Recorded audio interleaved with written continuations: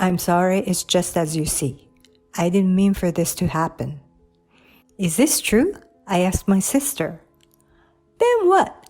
This isn't the right time for that. Lily, you have to put really first. When I noticed, I was raising my hand to both of them. I've never been so heartless. I never wanted to experience anything like this in my life. But because of my stupid husband and sister, I was left with a memory I will never forget. They will never be allowed to see the light of day. I had promised to pick up my niece, Lily, from preschool that day. My sister had forced me to do it again. Please pick up Lily tomorrow too. Hey, why are you always so urgent? You're a stay-at-home wife. You have plenty of time. That's not the point. I can hear my niece coughing on the other end of the line. Is Lily sick? No, she's fine. She was coughing just now. She's fine. Anyway, do me a favor. Just keep her for a while. For how long? A week? What? I'm going abroad. What do you think you're doing? I can't. Oh, well, then I'm leaving Lily at the preschool. Well, if no one's coming to pick her up, she'll stay there. You're a real pain in the ass, you know that. I reluctantly agreed, thinking of my niece. Then I get a call from the preschool much earlier than I was supposed to pick her up. They said they had called me, who was their emergency contact, because they couldn't reach my sister no matter how many times they tried. The doctor told me that my niece, who had a slight fever that day, had lost consciousness and was rushed to the hospital by ambulance. Got the call and rushed to the hospital, but it was too late. I had been married for 6 years and I had no children. Started family planning and fertility control as soon as we got married, but we have had no luck. My sister had a baby 2 years ago, but she and her husband divorced soon after. Since then, she has been pushing me to take care of her child every chance she gets. She says it will be good practice for when I have a child in the future. I have mixed feelings about this, but my niece is cute. And I told my husband that I would take care of my niece again. I'm going to take care of my niece again tomorrow. Can I ask for your help? Tomorrow? Actually, I have to deal with an urgent problem at work. I have to fly there early tomorrow morning. It'll be a business trip. You okay with that? Well, I've known the client for a long time. It won't affect the contract. But I'm in charge of sales, so I'll have to fly out there myself. Okay, well, be careful. Are you gonna be okay on your own? If it's too hard, I'll go to my parents. I'll be fine. Thanks, have a safe trip. At that time, I thought I just had no luck. Because my niece is very attached to my husband. When I had taken care of her before, she was crying at night and I was having a hard time with it. My husband took her in his arms and calmed her down. So I was confident that my husband would be there if anything happened to her this time. But it's only natural to put work first. I was prepared for exhaustion, and the next day I got a call from the preschool. I rushed to the hospital and found my niece's body was full of tubes. She was unconscious. The teachers at the preschool were also very upset. The director of the preschool was very critical to me. You're Lily's mother's sister, right? Yes, I am. I've been trying to reach your sister, but I can't reach her.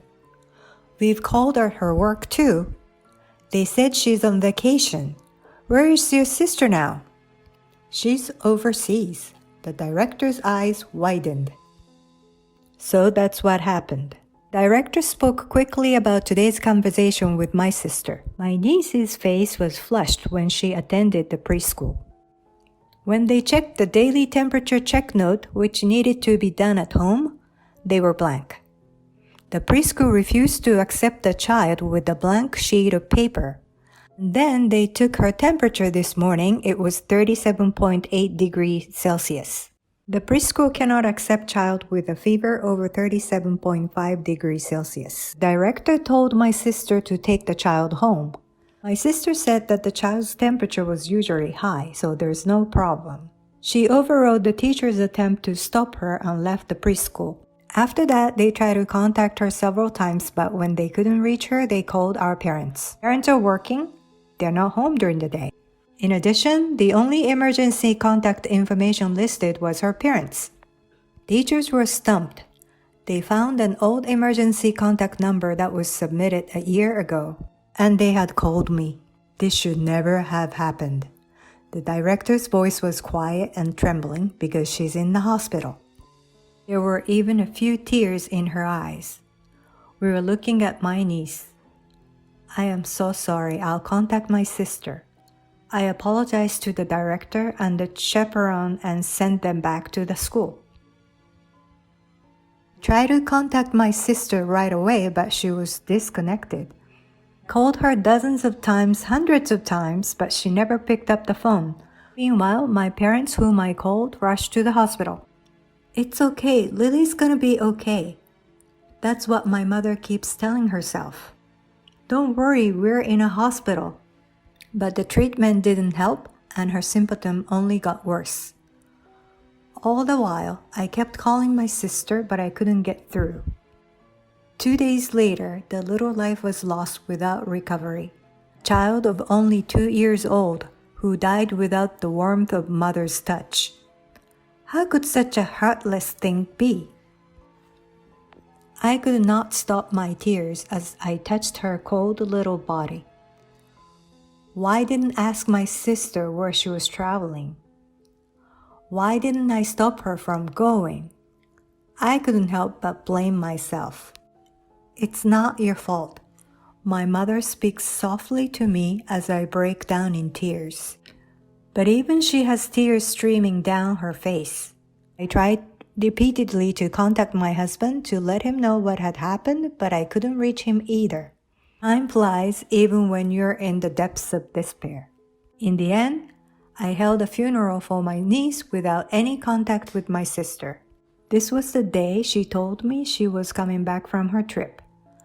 I was ready to pick up the call as soon as I heard from her. I unceremoniously brought my phone to the funeral, and while the monks were chanting sutra, my phone trembled. Oh, hello. Thank you for taking care of Lily. I just arrived at the airport. I'm on my way home now. What would you like for souvenir? You? What? What? I can't hear you. You, what are you doing? The chanting stopped at the sound of my voice. Huh? What are you mad about? You took a child's life. Huh? Lily, she died. Do you have any idea how lonely she was? Oh no, it's not funny. Right? It's not funny. None of us are laughing. I couldn't control my emotions. I exhaled several times to calm myself down. I'm in the middle of Lily's funeral, so get back here as soon as you can. I hung up the phone. I'm sorry. I apologize for stopping the chanting, but the monk gently placed his hand on my head. After the funeral, as I was getting ready to leave for the crematorium, my sister arrived out of breath. And behind her, for some reason, my husband was there. No way, right? My sister broke down crying at the sight of my niece. Why? My husband stood dumbfounded behind my sister. The relatives looked at her coldly, but no one blamed her. I think it was out of consideration for Lily. I didn't speak to her or to my husband until after the cremation. I think Lily was waiting for her mother. After the cremation, we went back to my parents' house. And my sister got a lot of blame from my parents. I listened in silence until my eyes fell on their carry-on case. Why were they at the same location? What I saw was a sticker that the airline puts on the handle of the suitcases. They're both coming back from the same airport. My sister spun her mouth and didn't say anything. Then my husband opened his mouth. I'm sorry, it's just as you see. I didn't mean it to be like this. Is this true? I asked my sister. Then what? This isn't the right time for that. Lily, you have to put Willie first. When I realized I was raising my hand to both of them, I didn't let my anger erupt because of their infidelity. It was because I couldn't tolerate their behavior when it comes to my niece. Stop your tears. You have no right to shed tears. You got more than hundreds of calls from me. Why is it so hard to think that something could have happened to your own child at that point? While you two are enjoying your stupid adulterous trouble, Lily suffered and died. You'll be never forgiven for your sin. You should all just die a slow, agonizing death. I'm sorry. You think this is your penance to Lily? You think you're being honest right now, but you're just as guilty. You ignored my call too. You let my niece to die, and you're responsible for it too. Go to hell. My parents didn't stop me. Don't you dare to show your face again. You're not my daughter anymore. I cannot forgive you. Get out of here. Why? Why am I the only one to be blamed? I don't consider you my family anyway. My sister left without my niece's remains. We'll discuss our divorce at a later date. He nodded in silence. He must have been racked with guilt. He gave me everything of our shared asset, and the alimony was paid in full. We divorced after that. You think this is atonement for your sins? You are full. You never get rid of your sins. And my sister and my husband will serve prison time. The director accused them of child abuse. My sister argued her case with a court-appointed attorney, but no one was on her side. My parents and I were put in court, but we told only the truth.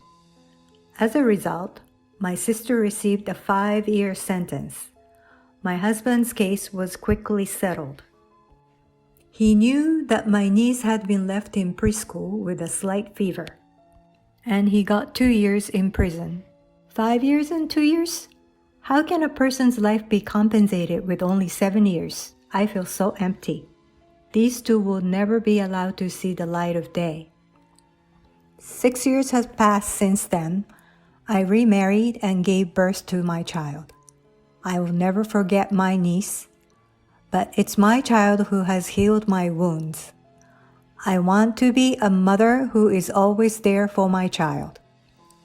They say sin never goes away, so they will carry it with them for the rest of their lives. They deserve it? No, it's still not enough.